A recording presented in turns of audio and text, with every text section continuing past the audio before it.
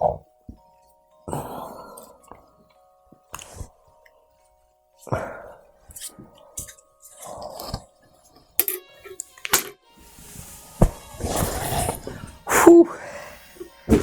Alright, as I was trying to say, hi, I'm Danny Knightmare, and I'm a horror addict. And tonight we're going to be reviewing 1988's Halloween 4. Woo! Or as I like to refer to it as, H1O. Directed by Dwight H. Little, who really hadn't done much before this movie. He did a movie called Bloodstone, and around the same time he did an episode of Freddy's Nightmares. But later he'd do 1989's Phantom of the Opera, starring Robert Englund. Even though the third movie did make a profit, it wasn't a complete bomb. It still had way staggeringly lower profit than the second movie. So they really needed to bring Michael Myers back, and they needed to get the script done within I think 11 days or so, because there was going to be a writer's strike. And even though there's a few people credited for the story, the script was typed out really quick by David Dwight's friend Alan B. McElroy. So in the third movie, that had nothing to do with the franchise. Yeah, okay, I'm skipping that one right now. I haven't done a review of that movie yet. I already just wanted to do part 4, because it's definitely one of my favorite. It's in my top 3. Sometimes it's in my top 2. Just kind of goes back and forth. It was definitely my favorite when I was growing up, because it was just awesome. I liked the first 2 movies fine enough, but the first one was a little slow for me when I was little. I'm talking little. I was 7, 8, 9 years old, and I was really big into Halloween 1 through 5. I liked 5 a lot too, but 4 consistently stayed up on top of my list. Where I got older and kind of saw the kinks in the armor with 5, it became more problematic and more I thought about it. But 4, there's a few nitpicks, and I'll get to them.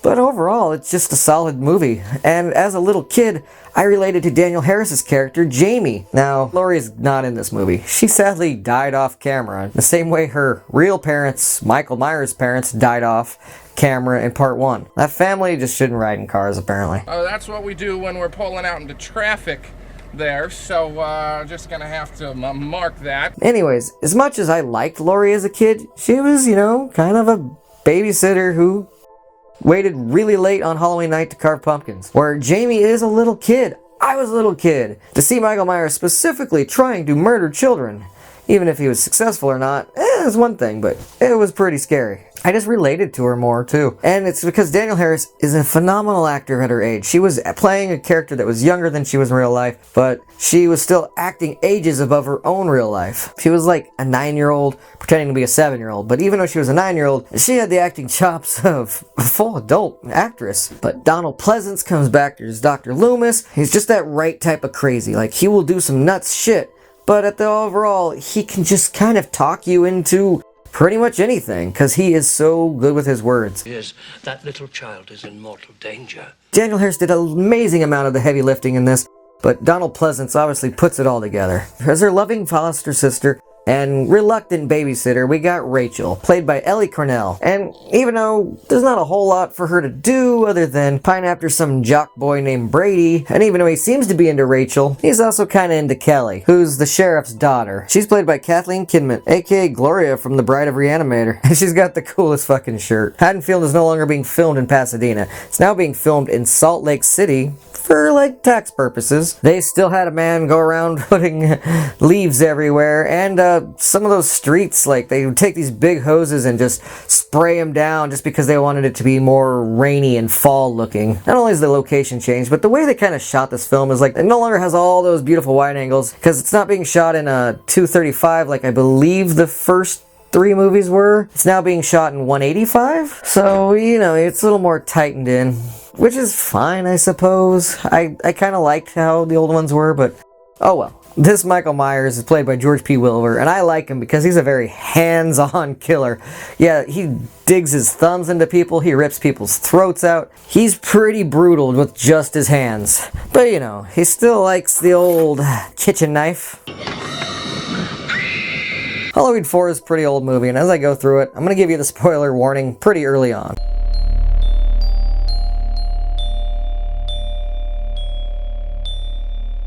It starts off with Michael Myers in a coma. They're going to be moving his comatose body. Man, just don't ever move this guy. If he's ever locked up tight, just keep him that way, because every time they try to move him somewhere, he escapes. I love the security guard's lines right here. Jesus ain't got nothing to do with this place. And then he also says, Yeah, I'll be glad to see this one gone. Yes, indeedy.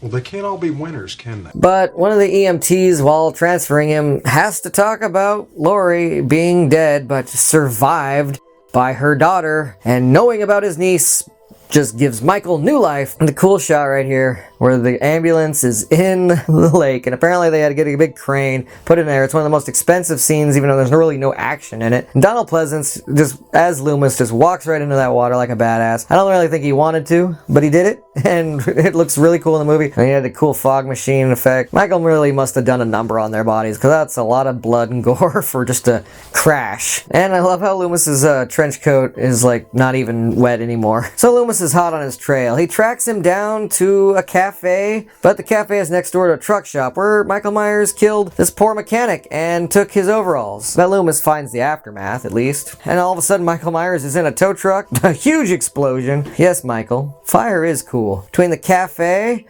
and the truck stop, he's got his overalls and his knife. But he's missing something still. Once he gets into town, he shows up at the hardware store. Same exact time when Rachel's there to take Jamie to get her costume. And she gets a clown costume that's eerily similar to what Michael Myers wore in the original movie when he killed his sister Judith. Foreshadowing?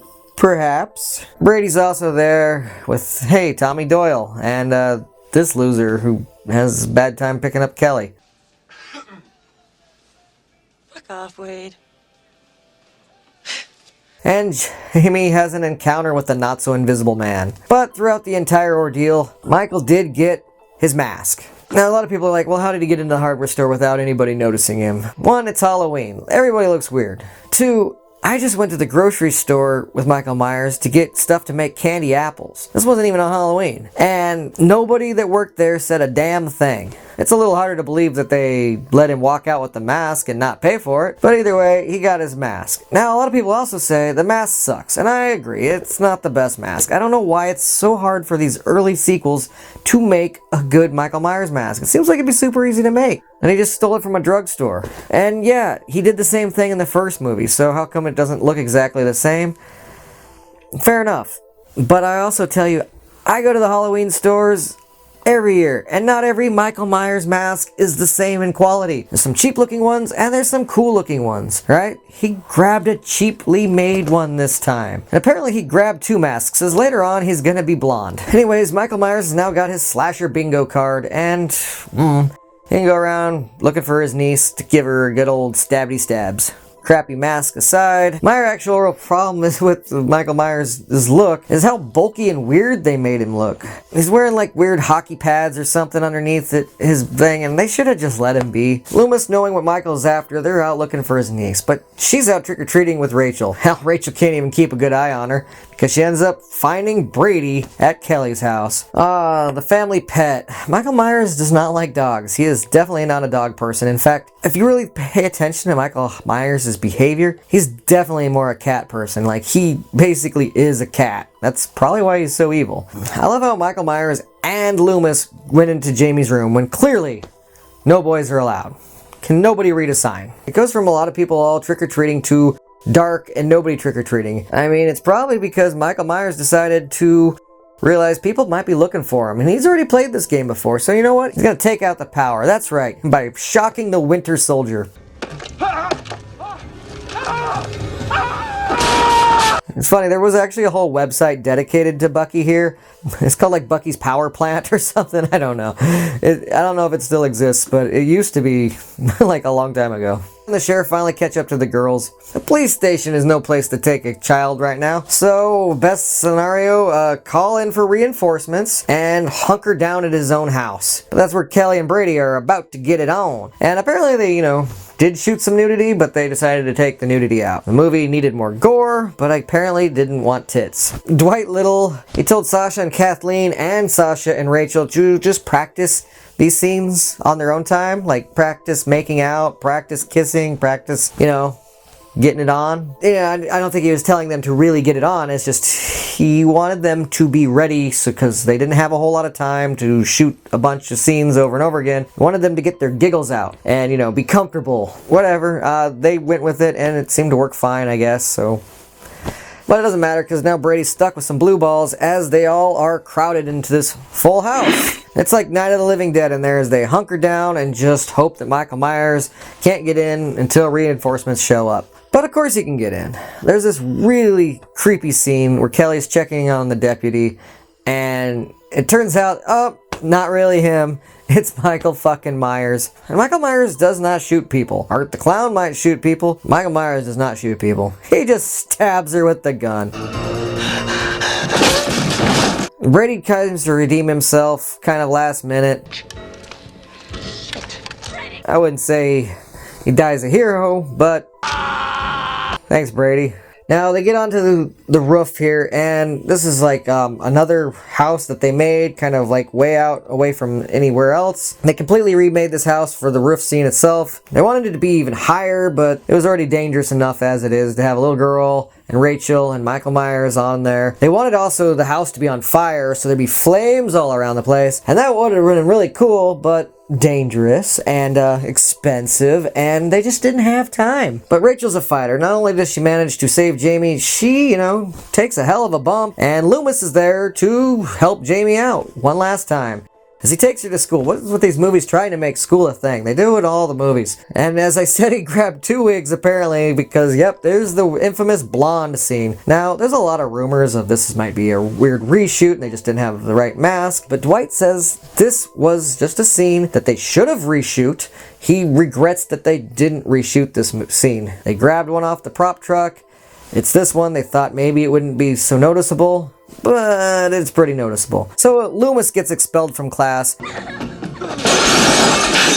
But Jamie and Rachel are saved by the posse, and they're taking those kids out of town, where reinforcements are coming into town. Yeah, they're sending in the troops. Oh, but somehow fucking Michael Myers is on the back of their truck, summoning his full inner Solid Snake as he manages to sneak into the back of the truck without any of the rednecks knowing about it. Well, at least not until it's too late. And then Rachel takes the wheel, because, you know, it ended out so well for the last guy who was sitting there.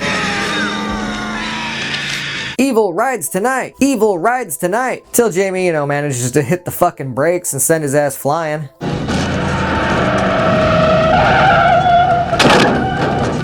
She smashes into him and it's cool. There's like a, you know, they pulled him up on a pulley. Cool little stunt here. I like it. He takes a big old bump into that. It's like a weird well / mine shaft that they made personally. There's a whole like set that they made for him. And as the cavalry shows up, no one's really paying attention to Jamie. She goes over to have a tender moment with Uncle Michael. She jumps down and lets the cavalry blow him away. Bam, bam, bam, bam, bam, bam, bam. They had to get this in one shot. And they did.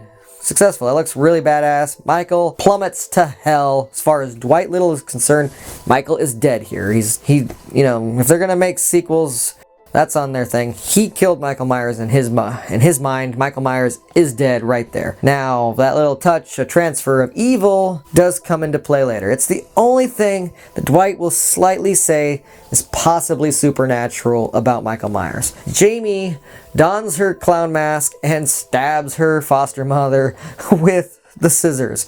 And she's got that cool, iconic, just creepy look. She looks way more creepy than Michael did in the original, just standing out there. Like, that kid just looked kind of catatonic, like he saw a ghost. No, Jamie looks like she's a demon. And Loomis loses his shit, like he is about to plug a little girl, I think in his head, that he's just having this weird deja vu, where like, he had an opportunity to kill Michael Myers so many times as a kid. Maybe he should have. I mean, obviously he never did and couldn't, and he didn't know that Michaels would escape. But I feel like he's feeling guilty that all these deaths are on his hands.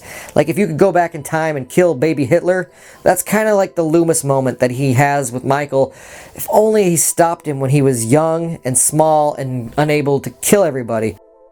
And I feel like if he wouldn't have got stopped, there's a small hesitation there, but Loomis is just cracked, and I fucking love this moment, but he's stopped last moment.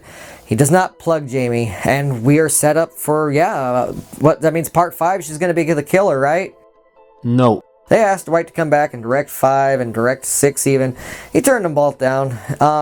He said he'd felt like he accomplished everything he wanted to do with the whole series in this movie. It is still one of my favorite sequels, warts and all. I like it. I think Daniel Harris did an amazing job. Donald Pleasant did an amazing job. And it makes you really excited of what could have been with 5. There's just too many things that kind of annoy me about that one. But this one, I say, still holds up. And I'm gonna say, you should own it. A lot like part 1, but now it raises the stakes because he's not going after a babysitter so much as he's going after a kid. And that's more messed up. Let me know down in the comments below what you think of H1O. Where does it fall into your ranking of the Halloween franchise? Now, if you excuse me, I'm gonna go enjoy the rest of my Halloween and maybe scare some trick-or-treaters and possibly kill some babysitters.